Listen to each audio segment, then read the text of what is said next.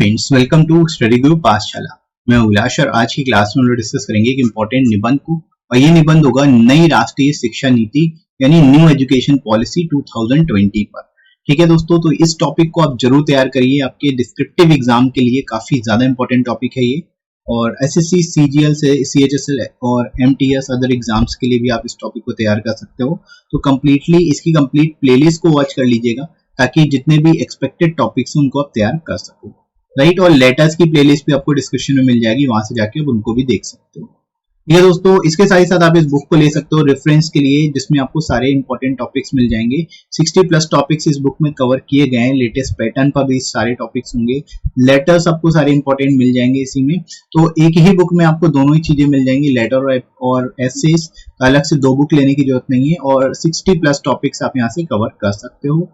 With in word limit आपको सारे के सारे टॉपिक्स मिलेंगे, लेटेस्ट पैटर्न पर बेस्ड, राइट। तो लोएस्ट कॉस्ट में आपको ये बुक मिलेगी, 30% एडिशनल आपको डिस्काउंट भी मिल जाएगा। डिस्क्रिप्शन में फ्रेंड्स लिंक दिया गया है, वहां से जाके आप इसको डिस्काउंटेड रेट पर ले सकते हो अपने एग्जाम के हिसाब से, सीजीएल, सीएचएसएल या फिर एमटीएस के लिए, राइट दोस्तों। तो चलिए शुरुआत करते हैं आज की क्लास की, और इंट्रोडक्शन से यहाँ पर हम लोग स्टार्ट करेंगे। कैसे इस टॉपिक को एक्सप्लेन करना है आपको ये देख लीजिए। तो नई राष्ट्रीय शिक्षा नीति को देश की शिक्षा प्रणाली में समय अनुसार उचित बदलाव के लिए केंद्रीय मंत्रिमंडल द्वारा 29 जुलाई 2020 को मंजूरी दी गई।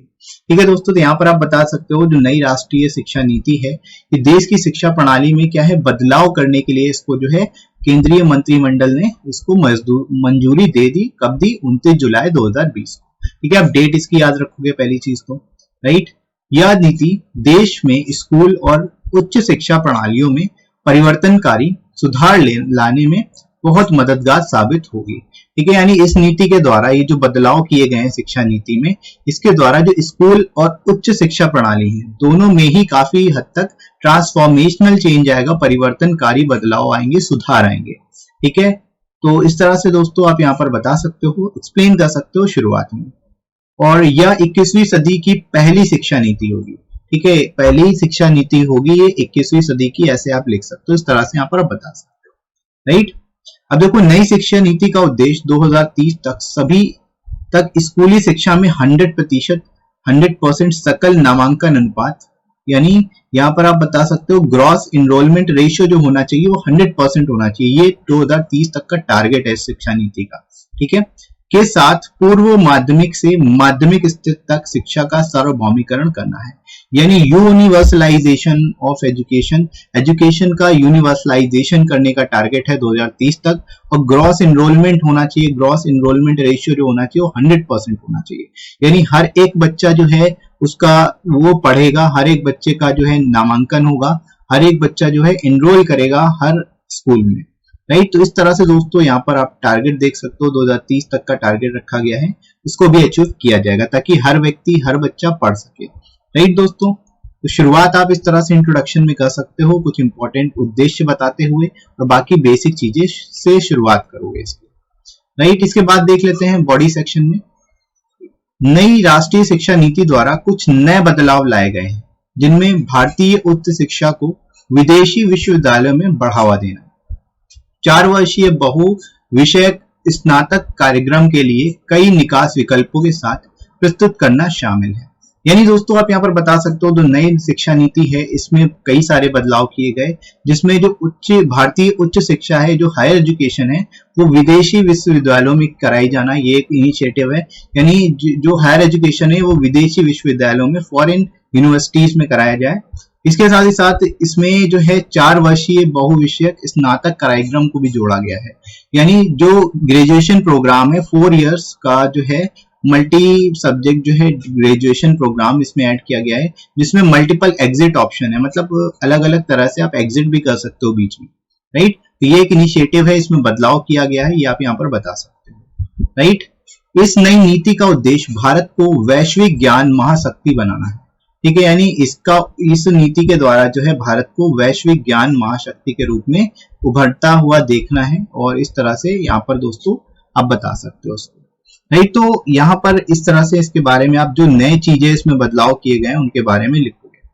इसके बाद देखो, स्कूली शिक्षा में इस नीति में पाठ्यक्रम को ओवरहॉल करने, पाठ्यक्रम में कमी लाने और अनुभवात्मक शिक्षा पर जोर देने पर ध्यान केंद्रित किया गया।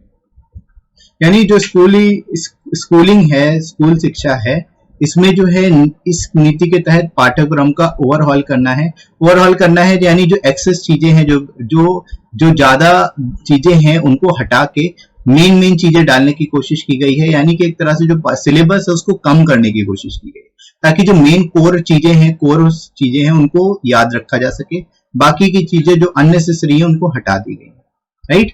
इसके साथ ही साथ अनुभवात्मक शिक्षा पर जोर दिया गया है, यानी एक्सपेरिमेंटल लर्निंग पर जोर दिया गया है, ठीक है, ताकि जो बच्चा है वो अच्छे तरीके से चीजों को सीख पाए, एक्सपेरिमेंटली उसको बेसिकली देख सके, सीख सके, राइट। केवल रटने नहीं, उस चीज को अनुभव भी कर सके, राइट दोस्तों। तो इस तरह से यहाँ पर आप इसको बता सकते हो इसके बारे में। इसके बाद दोस्तों और भी चीजें आप यहाँ पर बताओगे। जो नया प्रणाली शुरू की है स्कूल में, वर्तमान 10+2 प्रणाली को एक नई 5334 पाठ्यक्रम प्रणाली से बदल दिया जाएगा, ठीक है। यानी जो अभी जो होती है, जैसे 10th आप पास करते हो उसके बाद 12th करते हो, ठीक है, तो 10+2 11 और 12th हो जाता है आपका, उसके बाद ग्रेजुएशन शुरुआत होती है। यानी टोटल जो है आप क्या करते हो, 12 साल पढ़ाई करते हो, ठीक है, उसके बाद आप ग्रेजुएशन में जाते हो। लेकिन ये जो नई शिक्षा नीति है इसके अंतर्गत देखो टोटल 15 साल हो गए, यहाँ पर 3 3 6 4 10 5 15, यानी 15 साल के बाद आप ग्रेजुएशन में जाओगे। समझ में आ रही है बात? तो ये यहाँ पर बदलाव किए गए हैं। और इसमें जो शुरुआत के 3 साल होंगे वो प्री स्कूलिंग के लिए होंगे। जो शुरुआत के 3 साल हैं वो प्री स्कूलिंग के लिए दिए जाएंगे या फिर आंगनबाड़ी वगैरह के लिए दिए जाएंगे, राइट। तो इस तरह से 12 साल तो पूरे होंगे ही होंगे, 3 साल प्री स्कूलिंग भी फॉर्मल स्कूलिंग के अंतर्गत आ जाएगी, राइट। तो नई नीति के अनुसार 3 साल की आंगनबाड़ी प्री स्कूलिंग के साथ 12 साल की स्कूली शिक्षा होगी, राइट दोस्तों। तो इस तरह से यहाँ पर आप इसको बेहतर तरीके से लिख सकते हो। और जो भी चीजें नई है, जिनमें बदलाव किया गया है, वो सारी चीजें आपको यहाँ पर बतानी पड़ेगी बढ़िया तरीके से, राइट। स्कूल और उच्च शिक्षा में छात्रों के लिए एक विकल्प के रूप में संस्कृत को भी सभी स्तरों पर शामिल किया जाएगा, ठीक है। यानी कि जो स्टूडेंट्स हैं वो उच्च शिक्षा में और स्कूली शिक्षा में दोनों में क्या कर सकते हैं, एक विकल्प के रूप में संस्कृत ले सकते हैं, ठीक है, सभी स्तर पर ले सकते हैं, इसको शामिल किया गया है।